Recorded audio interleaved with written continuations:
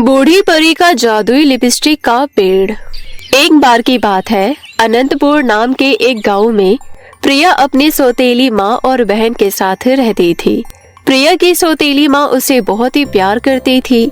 ऐसा लगता ही नहीं था कि वो उसकी सौतेली माँ है, परंतु प्रिया की सौतेली बहन उसे बिल्कुल प्यार नहीं करती थी। उसकी वजह ये थी कि प्रिया का रंग सांवला था। वो अपनी बहन प्रीति की तरह खूबसूरत नहीं थी। एक दिन की बात है, प्रीति तैयार होकर अपनी फ्रेंड के बर्थडे पार्टी में जा रही थी। तभी उसके पास प्रिया आती है और कहती है, प्रीति दीदी, आप कहाँ जा रही हो? क्या मैं भी आपके साथ चल सकती हूँ? आप मुझे अपने साथ कहीं भी लेकर नहीं जाती हो। मैं भी आपके साथ घूमना चाहती हूँ। तूने अपनी शक्ल आईने में देखी है कभी? काली भैंस कहीं की। तुझसे सुंदर तो काली भैंस होती है। मैं इतनी खूबसूरत हूँ, मेरा रंग बिल्कुल दूध की तरह गोरा है। मैं तुझे अपने साथ पार्टी में ले जाकर अपनी इंसल्ट नहीं करवा सकती हूँ, इसलिए तू चुपचाप से घर में बैठी रह। कोई जरूरत नहीं है तुझे मेरे साथ पार्टी में जाने की। ये आप कैसी बातें कर रही हो दीदी? मेरा रंग सांवला है, इसमें मेरी क्या गलती है? चुप कर। कभी कभी तो मुझे ऐसा लगता है पता नहीं क्यों मेरी माँ ने तेरे पिता से शादी कर ली थी। तेरे पापा भी काले थे, इसलिए तू भी काली है। ऐसा कहकर प्रीति हंसने लगती है। बेचारी प्रिया अपनी बड़ी बहन के मुंह से ऐसी बातें सुनकर रोने लगती है। प्रिया के रोने की आवाज सुनकर उसकी सौतेली माँ कामिनी वहाँ आ जाती है। वहाँ आकर कामिनी प्रीति से पूछती है, प्रीति, तुमने प्रिया को क्या कहा जो वो इतना रो रही है? मुझे अच्छी तरह से पता है कि प्रिया के रोने की वजह तुम ही हो। माँ, ये काली भैंस मेरे साथ मेरे फ्रेंड के बर्थडे पार्टी में जाना चाहती है, लेकिन मैं इसको अपने साथ लेकर नहीं जाना चाहती। इसकी काली गंदी शक्ल की वजह से मेरी बहुत इंसल्ट हो जाएगी, इसलिए मैं नहीं चाहती कि इस काली गंदी भैंस को मैं अपने साथ लेकर जाऊं। मैंने बस इतना कहा तो पता नहीं क्यों ये रोने लग गई। प्रीति की ये बात सुनकर कामिनी को खूब गुस्सा आता है और वो उसको एक जोरदार तमाचा जड़ देती है। तुम्हें शर्म आनी चाहिए प्रीति, वो तुम्हारी छोटी बहन है और वो तुमसे इतना प्यार करती है। तुम हमेशा उसके काले रंग को लेकर उसकी बेइज्जती करती रहती हो। इंसान की सुंदरता उसके चेहरे से नहीं बल्कि उसके दिल से होती है, और प्रिया का दिल बहुत खूबसूरत है। वो तुम्हारी तरह घमंडी बिल्कुल नहीं है। माँ, वो घमंड करेगी भी किस चीज का? बस करो प्रीति, तुमने तो बड़ों का लिहाज करना भी छोड़ दिया है। जिस चीज के लिए मैं तुम्हें समझा रही हूँ वही बात बार बार दोहरा रही हो। अगर तुम्हें अपनी फ्रेंड के बर्थडे पार्टी में जाना है तो तुम प्रिया को लेकर जाओगी, वरना मैं तुम्हें भी नहीं जाने दूंगी। अब तुम ये खुद डिसाइड कर लो कि तुम्हें क्या करना है, समझी तुम? इस बात पर प्रीति को बहुत गुस्सा आता है, लेकिन वो अपनी फ्रेंड के बर्थडे पार्टी में जाना चाहती थी, इसलिए वो प्रीति को अपने साथ पार्टी में ले जाने के लिए तैयार हो जाती है। प्रिया बहुत खुश होती है और पार्टी में जाने के लिए अपने होठों पर लिपस्टिक लगाने लगती है। तभी प्रीति उसे देखकर कहती है, तू अपने काले चेहरे पर चाहे कितनी भी लिपस्टिक लगा ले, लेकिन फिर भी सुंदर नहीं दिखेगी। लिपस्टिक भी सुंदर लोगों पर ही अच्छी लगती है, तेरे जैसे काली भैंस पर नहीं। अब ज्यादा सजने संवरने की जरूरत नहीं है, मुझे देर हो रही है, चल जल्दी। ऐसा कहकर प्रीति प्रिया के हाथों से लिपस्टिक छीनकर रख देती है और पार्टी में जाने लगती है। प्रिया भी उसके पीछे पीछे जाने लगती है। दोनों बहनें पार्टी में चली जाती है। तभी प्रिया को देखकर प्रीति की सहेलियां हंसने लगती हैं। उनमें से प्रीति की एक सहेली कहती है, प्रीति, ये तेरे साथ इतनी गंदी और काली लड़की कौन है? आज से पहले तो हमने तेरे साथ इसे कभी नहीं देखा। तू इसे इतनी शानदार पार्टी में क्यों लेकर आई है? तुझे तो पता ही है यार, मेरी माँ कितनी भोली है। ये हमारी नौकरानी है। ये पार्टी में आने की जिद कर रही थी तो मम्मी ने कहा ले जा। मम्मी के कहने पर मुझे इसे लाना पड़ा। ठीक है, लेकिन मैं चाहती हूँ तुम इसे इस पार्टी से बाहर बैठा दो, क्योंकि इसको देखकर मुझे उल्टी जैसा मन कर रहा है। और वैसे भी तुम्हें अपने घर के नौकरों को इतना सर पर नहीं चढ़ाना चाहिए। अरे कोई बात नहीं, तुम कहती हो तो मैं इसे बाहर पार्किंग एरिया में बिठा कर आती हूँ। उसके बाद प्रीति प्रिया को लेकर पार्किंग एरिया में आती है। उसके बाद प्रीति प्रिया को एक जोरदार तमाचा धरती है और फिर कहती है, आज तेरी वजह से मेरी सहेलियों के सामने मेरी इतनी बेइज्जती हो गई। अब चुपचाप से यहीं बैठी रह जब तक हम यहाँ नहीं आ जाते। अगर तूने इस बारे में माँ से कुछ भी कहा तब देखना मैं तेरा क्या करूँगी, समझी? इतना कहकर प्रीति प्रिया को वहीं पार्किंग एरिया में छोड़कर पार्टी में चली जाती है। प्रिया को इन सब चीजों से बहुत बुरा लगता है। भगवान, आपने मुझे इतना काला क्यों बनाया? मुझे कोई भी पसंद नहीं करता है। कोई भी मुझसे दोस्ती करना नहीं चाहता है। दीदी भी मुझसे बिल्कुल प्यार नहीं करती है। अगर आपने मुझे भिगोरा बनाया होता तो कितना अच्छा होता। मेरी भी कितनी सारी सहेलियां होती और मैं भी बहुत पार्टी करती, लेकिन मेरी किस्मत में तो ऐसा कुछ लिखा ही नहीं है। मैं तो सिर्फ लोगों के थप्पड़ और ताने खाने के लिए ही बनी हूँ। ऐसा कहते कहते प्रिया बहुत रो रही थी। रोते रोते वो पार्किंग एरिया से निकलकर सड़क पर चली जाती है और चलने लगती है। तभी उसे कहीं से रोने की आवाज सुनाई दे रही थी। प्रिया आवाज का पीछा करती है। फिर वो देखती है कि एक चिड़िया घायल अवस्था में जमीन पर गिरी हुई है और बहुत रो रही है। प्रिया उसे झट से अपने हाथों में उठा लेती है और कहती है, तुम क्यों रो रही हो और तुम्हें चोट कैसे लगी? मुझे एक चील ने घायल कर दिया और मैं जमीन पर गिर गई। मुझे बहुत दर्द हो रहा है। तुम इस बगल वाली झाड़ी के कुछ पत्ते तोड़कर मेरे चोट पर लगा दो, फिर मैं ठीक हो जाऊंगी। प्लीज मेरी मदद कर दो। प्रिया बगल वाली झाड़ी से कुछ पत्ते तोड़कर चिड़िया की चोट पर लगा देती है। उसके बाद वो चिड़िया बिल्कुल ठीक हो जाती है और उड़ते हुए वहां से चली जाती है। उसके बाद प्रिया और आगे चलने लगती है। तभी उसे एक तितली दिखाई देती है जो कि मकड़ी के जाल में फंसी हुई थी और वो निकलने की बहुत कोशिश कर रही थी। तभी प्रिया उसके पास जाती है और उसको मकड़ी के जाल से बाहर निकाल देती है और उस तितली को आजाद कर देती है। तभी वो तितली प्रिया से कहती है, तुम्हारा बहुत बहुत धन्यवाद प्रिया। मैं कब से इस मकड़ी के जाले में फंसी हुई थी। अगर तुम मुझे नहीं निकालती तो शायद मेरी मृत्यु हो जाती। तुमने मुझे आजाद करके मेरी जान बचा ली। तुम सच में बहुत अच्छी हो। इतना कहकर तितली वहां से उड़ गई। तितली को आजाद करने के बाद प्रिया फिर से चलने लगती है। तभी उसकी नजर एक बूढ़ी औरत पर जाती है जो कि काफी कमजोर नजर आ रही थी। प्रिया उस बूढ़ी औरत के पास जाती है और उनसे पूछती है, दादी, आप मुझे बहुत कमजोर नजर आ रही हो। आपको क्या हुआ है? आप मुझे अपनी परेशानी बताओ। क्या पता मैं आपकी सहायता कर सकूं। बेटी, मैंने काफी दिनों से कुछ नहीं खाया है। क्या तुम मुझे कुछ बनाकर खिला सकती हो? मुझे बहुत भूख लगी है, लेकिन अब मेरे में इतनी ताकत ही नहीं बची है कि मैं खुद उठकर खाना बना सकूं। उसके बाद प्रिया उस बूढ़ी औरत की झोपड़ी में जाती है और उनके लिए बहुत स्वादिष्ट भोजन बनाकर उन्हें खिलाती है। और प्रिया उस बूढ़ी औरत की बहुत सेवा भी करती है। वो बूढ़ी औरत प्रिया की बहुत तारीफ करती है। प्रिया, तुम सच में बहुत अच्छी हो। पहले तुम्हें एक घायल चिड़िया मिली, तुमने उसकी मदद की। उसके बाद तुमने मकड़ी के जाल में फंसी हुई तितली को भी बचाया। उसके बाद तुमने मुझे इतना स्वादिष्ट खाना बनाकर खिलाया और मेरी इतनी सेवा की। हाँ, आप बिल्कुल सही कह रही हैं, लेकिन आपको ये सब कैसे पता? तभी अचानक से उस बूढ़ी औरत के पंख आ जाते हैं और वो कहती है, मैं कोई साधारण बुढ़िया नहीं हूँ, मैं बूढ़ी परी हूँ। मैं सिर्फ तुम्हारी परीक्षा ले रही थी बेटी। मैंने तुम्हें परेशान देखा था, इसलिए मैंने सोचा कि परीक्षा लेकर देखा जाए तुम्हारा मन कैसा है। लेकिन तुम तो दिल से बहुत खूबसूरत हो, इसलिए मैं तुम्हें एक तोहफा देना चाहती हूँ। चलो मेरे साथ आंगन में। प्रिया उस बूढ़ी औरत के साथ उसके आंगन में जाती है। उसके बाद वो बूढ़ी औरत वहाँ पर एक पेड़ प्रकट करती है जिस पर बहुत सारी जादुई लिपस्टिक लगी हुई थी। प्रिया ये सब देखकर हैरान हो जाती है और कहती है, बाप रे, इतनी सारी लिपस्टिक, वो भी पेड़ पर। मैंने तो ऐसा अद्भुत नजारा कभी नहीं देखा। इस पेड़ पर जादुई लिपस्टिक लगी है बेटी।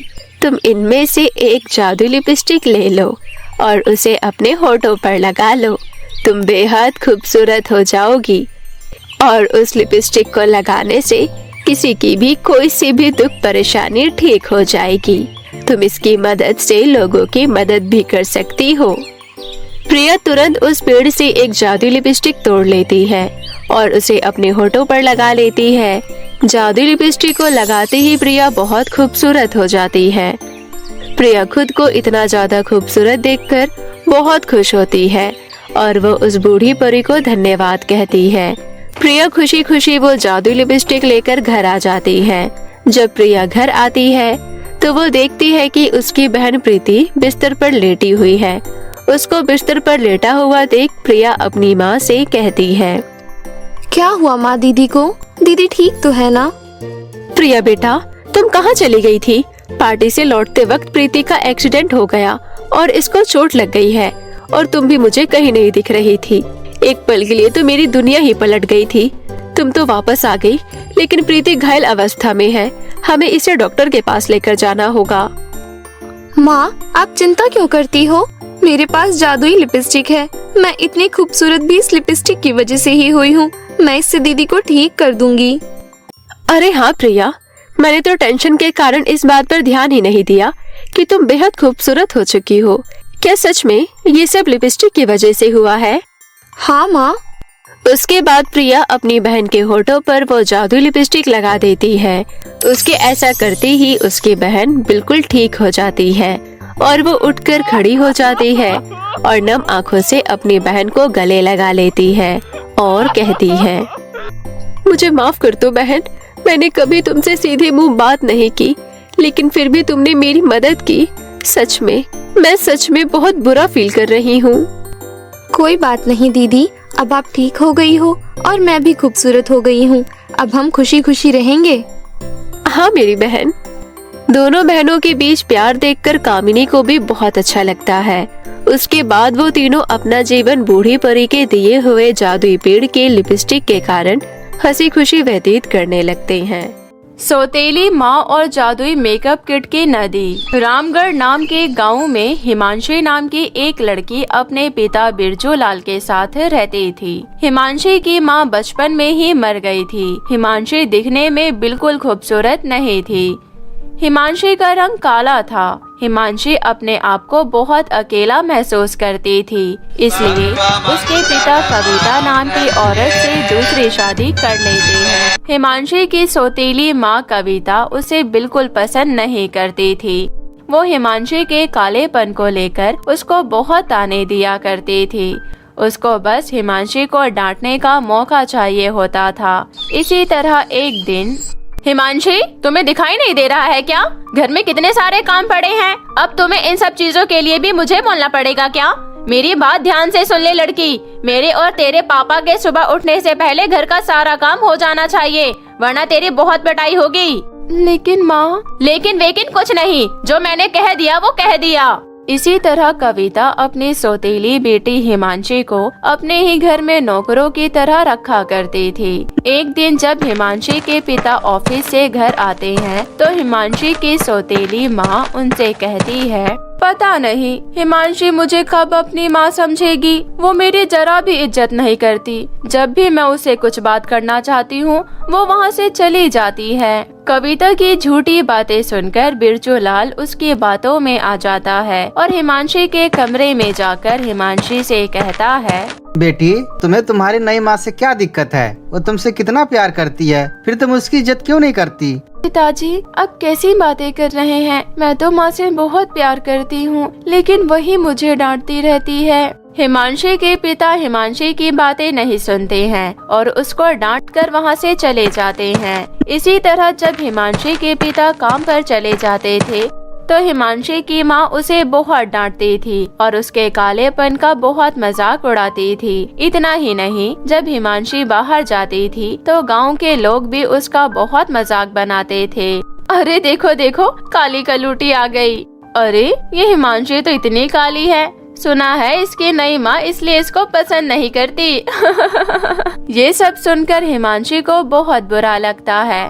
वो अपनी जिंदगी से परेशान होकर अपनी जान देने के लिए नदी किनारे चली जाती है। हिमांशी जैसे ही उस नदी में कूदने वाली थी, उस नदी से आवाज आती है, नहीं लड़की, तुम ये बहुत गलत कर रही हो। तुम्हें पता भी है इंसानी जीवन कितना अनमोल होता है। ऐसा क्या हो गया तुम्हारे साथ जो तुम आत्महत्या करना चाहती हो? मुझे मत रोकिए नदी जी, मैं अब इस बेकार की दुनिया में नहीं जीना चाहती। मैं काली हूँ, इसमें मेरी क्या गलती है? मेरे कालेपन को लेकर सभी मेरा मजाक बनाते हैं। घर पर मेरी सौतेली माँ मुझे मेरे रंग के कारण पसंद नहीं करती और मेरी बहुत पिटाई करती है। अब तो पिताजी ने भी मुझे डांटना शुरू कर दिया है। इतना ही नहीं, घर से बाहर जाने पर गाँव के लोग मेरा मजाक बनाते हैं। ऐसी जिंदगी से अच्छा मैं मर जाऊं। बेटी, तुम काली हो, इसमें तुम्हारी कोई गलती नहीं है। हमें अपने जीवन में बहुत दुखों का सामना करना पड़ता है। हमें दुखों का सामना करना चाहिए, उससे डरकर कायरों की तरह अपनी जान नहीं देनी चाहिए। तुम अब बिल्कुल भी चिंता मत करो और आत्महत्या करने का ख्याल अपने दिमाग से निकाल दो। मैं तुम्हारी मदद करूंगी। नदी के इतना कहते ही नदी पर बहुत सारे जादुई मेकअप किट तैरने लगते हैं। तुम इनमें से एक मेकअप किट ले जाओ। तुम इसे अपने चेहरे पर जैसे ही लगाओगी तुम बहुत खूबसूरत हो जाओगी। हिमांशी नदी से एक मेकअप किट उठा लेती है और बहुत खुश होती है। हिमांशी नदी को धन्यवाद कहकर अपने घर चली जाती है। घर पहुंचने पर हिमांशी जैसे ही जादुई मेकअप किट को लगाती है तभी हिमांशी दिखने में बहुत ही ज्यादा खूबसूरत हो जाती है।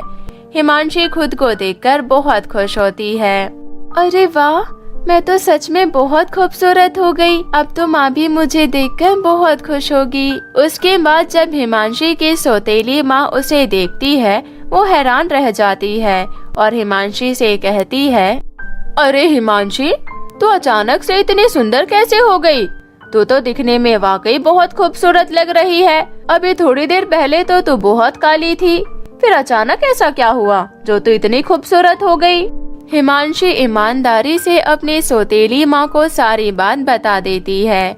ये सारी बात सुनकर हिमांशी की माँ के मन में लालच आ जाता है। वो सोचती है, मतलब नदी बहुत ही ज्यादा दयावान है। अगर मैं गरीबी का नाटक करूं तो वो नदी मुझे बहुत सारा सोना देगी जिससे कि मैं बहुत अमीर बन जाऊंगी। ये सब सोचकर कविता उस नदी के पास जाती है और झूठ मूठ का नाटक करने लगती है। हे जादुई नदी, मेरी मदद करो, मैं बहुत गरीब हूँ। मेरे घर में खाने के लिए कुछ भी नहीं है। मेरे बच्चे 2 दिन से भूखे हैं। हिमांशी की सौतेली माँ को वो नदी पहचान लेती है। ठीक है, आप चिंता मत कीजिए, मैं आपको जादुई मेकअप किट दूंगी जिसे लगाकर आप जो भी मांगोगी वो आपको मिल जाएगा। नदी, फिर वो मेकअप किट मुझे जल्दी से दे दो, मुझे उसकी बहुत जरूरत है।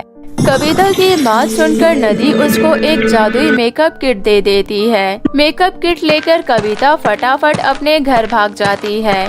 घर जाते ही कविता जैसे ही मेकअप लगाती है वो दिखने में बहुत बदसूरत हो जाती है। अरे, ये मेरे रंग को क्या हो गया?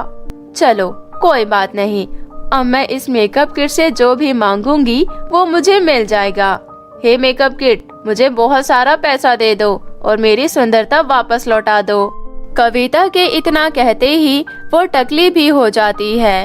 अब वो और ज्यादा घबरा जाती है। वो कहती है, जादुई मेकअप किट, तुमने मेरे साथ छल क्यों किया? मुझे टकला क्यों बना दिया? कविता के इतना कहने पर वो जादुई मेकअप किट बोलने लगती है, दुष्ट लोगों के साथ ऐसे ही होना चाहिए। तुमने हिमांशी को बहुत सताया है।